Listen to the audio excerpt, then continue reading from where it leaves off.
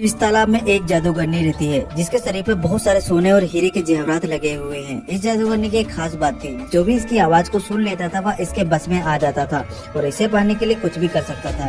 एक दिन इसके पास एक ऐसा सैनिक आता है जिस पर इस जादूगरनी का जादू नहीं चलता है और अब हमें दिखाया जाता है एक सोल्जर का ग्रुप जो कि इस घने जंगल से गुजर रहा था। तभी एक सैनिक को दिखाया जाता है जिसका नाम जीवारू था।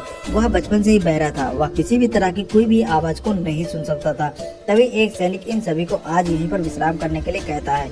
ये सारे लोग आज यहीं पर रुक जाते हैं और इन लोगों के नजदीक में वह बड़ा सा तालाब था। अब वो बहरा सोल्जर अपने घोड़े को पेड़ से बांध देता है और तालाब के पास चला जाता है।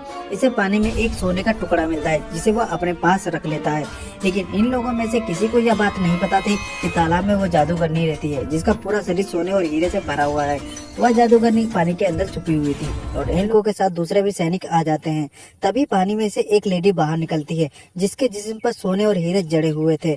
इन लोगों ने इतनी सुंदर लड़की पहले कभी नहीं देखी थी और उसे पाने के लिए इनके अंदर एक तीव्र इच्छा जागती है। लेकिन कुछ सोल्जर ऐसे भी थे जो महिलाओं से दूर रहते थे, मेरी तरह। और अब वह लेडी जोर जोर से गाना गाने लगती है जिसकी आवाज सुनकर के ये सारे लोग उसकी तरफ खींचे चले जाते थे।